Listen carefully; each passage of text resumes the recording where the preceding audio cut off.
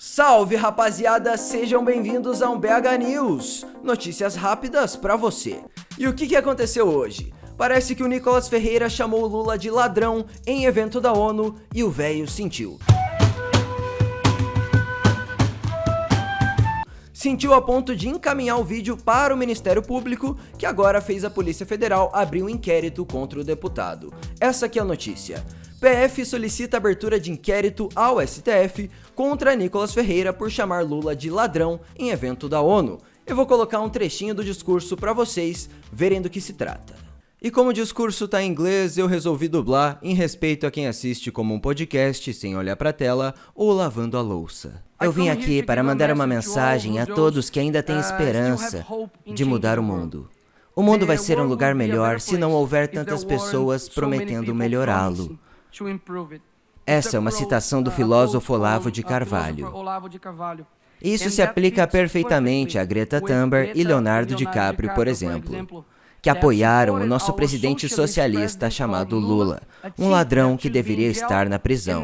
E agora que a Amazônia tem a sua pior queimada, em 15 anos, eles estão em silêncio e desapareceram. Bom, essa primeira parte já é muito interessante. A gente percebe que essas marionetes do George Soros só utilizam desse discurso ambiental para promover líderes de esquerda, como se eles fossem resolver o problema. Aí quando eles são eleitos, não resolvem o problema, eles somem e não criticam. É realmente muito engraçado, mas continuando. Que apoiaram o nosso presidente socialista chamado Lula, um ladrão que deveria estar na prisão. E agora que a Amazônia tem a sua pior queimada, em 15 anos, eles estão em silêncio e desapareceram. Bom, e essa aqui é a segunda parte que chama atenção e que gerou toda essa polêmica. Ele falou que o Lula é um ladrão que deveria estar na cadeia. Bom, é a opinião dele, eu não sei porque tá gerando tanta polêmica. Tem um monte aí de gente da esquerda que chamou o Bolsonaro de genocida e várias outras coisas, e ninguém foi censurado por isso. Não abriram inquérito na Polícia Federal. Agora querem censurar um parlamentar com imunidade por ele dar sua opinião. E lembrando que essa opinião já teve respaldo de toda a mídia brasileira, da mídia internacional e de vários tribunais, incluindo o STF. A Globo já chamou Lula de ladrão. Época do Grupo Globo, as provas contra Lula, 3.000 evidências, 13 casos e 80 milhões em propina. As investigações apontam pagamentos em dinheiro, depósitos bancários e imóveis para o ex-presidente e parentes. G1. Emílio Odebrecht diz que reforma em sítio frequentado por Lula custou 700 mil. Lula recebeu dinheiro em espécie de propina, diz Palocci em delação. Lembrando que o Palocci era coordenador de campanha do Lula. Isso em 2022, depois da delação onde ele falou essas coisas. E também lembrando, no governo Lula I, o Palocci foi ministro-chefe da Casa Civil, que é literalmente o ministério mais importante responsável por todas as articulações do governo. É tipo o superministério. Então esse cara, extremamente próximo do Lula, disse que ele recebeu dinheiro em espécie de propina do Odebrecht. Isso faz com que no imaginário das pessoas a gente pense, caralho, esse cara é ladrão. E agora o Nicolas Ferreira está difamando. Depois de anos da mídia apontando que o Lula era um ladrão, o Nicolas Ferreira está inventando uma história. Pelo amor de Deus, cara.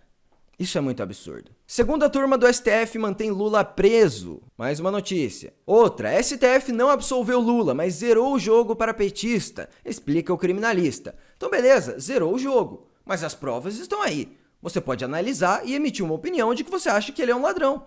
STF conclui julgamento e nega por unanimidade pedido de liberdade de Lula.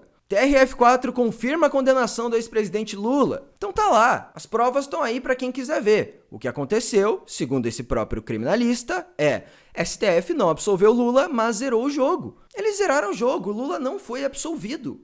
Ele foi condenado e depois o processo foi jogado no lixo, o que não significa que ele é inocente. Então, o que o Nicolas Ferreira está fazendo não é uma difamação. Ponto. Agora vamos voltar para a notícia principal do dia de hoje. A Polícia Federal pediu ao Supremo Tribunal a abertura de um inquérito baseado em uma declaração do Nicolas Ferreira sobre o presidente Luiz Inácio Lula da Silva durante discurso da Cúpula Transatlântica, evento da ONU, realizado em novembro de 23. O parlamentar chamou o atual presidente de ladrão e o pedido de investigação de suposto crime de injúria será apreciado pelo ministro Luiz Fux. No discurso, Nicolas se referiu ao presidente como um ladrão que deveria estar na prisão. É a opinião dele, baseada em fatos que foram amplamente divulgados por toda a mídia e amplamente investigados por vários tribunais, por vários promotores e até mesmo acatada pelo Supremo. Então qual que é a polêmica em cima disso? Parece que eles querem apagar a história, eles querem reverter o passado, mas não tem como você fazer isso. Vocês conseguiram anular os processos, anular as condenações, mas os fatos seguem vivos. E a opinião de Nicolas Ferreira está muito bem embasada em várias coisas que todo mundo sabe. Tem fortes indícios de que Lula é um ladrão, e um parlamentar deve poder emitir essa opinião. Ponto. Emílio Odebrecht diz que reforma em sítio frequentado por Lula custou 700 mil. Isso é uma delação, a gente não pode ter como prova, mas todo mundo sabe como funcionava o esquema da Petrobras, o esquema de todo o petrolão. E tudo aconteceu durante os governos Lula e Dilma, responsáveis por nomear os presidentes da Petrobras, alguns inclusive presos. Por o quê? Roubo, corrupção. Mas vamos lá. E o esquema todo consistia na cobrança de propina das empreiteiras para realizar as obras para a Petrobras, com, adivinha, contratos superfaturados. Em resumo, a Petrobras tinha que realizar uma obra e para isso era aberta uma licitação, onde, em teoria, as empresas deveriam enviar propostas de forma sigilosa ao governo e a de menor valor, melhor custo-benefício, seria escolhida. O governo tinha que escolher o menor preço, mas o que acontecia? Era aberta uma licitação e as empresas formavam um cartel que escolhia qual seria a vencedora e eles faziam um rodízio, ditando assim o preço superfaturado para as obras, resultando em bilhões perdidos dos cofres públicos. E para isso acontecer, é óbvio que eles precisavam de gente dentro da Petrobras. E é claro, políticos, que escondiam o cartel e restringiam quem era convidado para as licitações, permitindo apenas empresas corruptas, condenadas, até hoje. E o que eles ganhavam em troca? Porcentagem dos contratos superfaturados. Foi assim que aconteceu o maior esquema de corrupção da história desse país. E se você não pode chamar uma pessoa envolvida nisso de ladrão, então ninguém mais é ladrão. Parte do dinheiro roubado era doado por essas empreiteiras para campanhas de políticos, ou seja, uma perversão completa da democracia. Eles entravam lá, utilizavam dinheiro de corrupção para financiar campanhas eleitorais e formavam um ciclo da população sendo roubada e pagando a divulgação desses próprios políticos responsáveis pela criação desses cartéis. E como esses bens eram desviados? Por meio de compras de bens, carros, imóveis e depósitos no exterior. Parece familiar?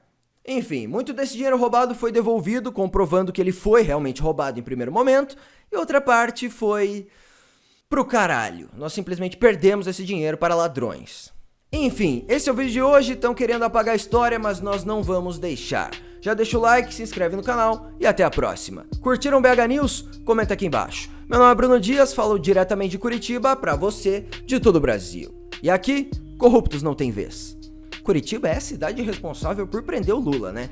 Então eu basicamente estou defendendo o legado dessa cidade.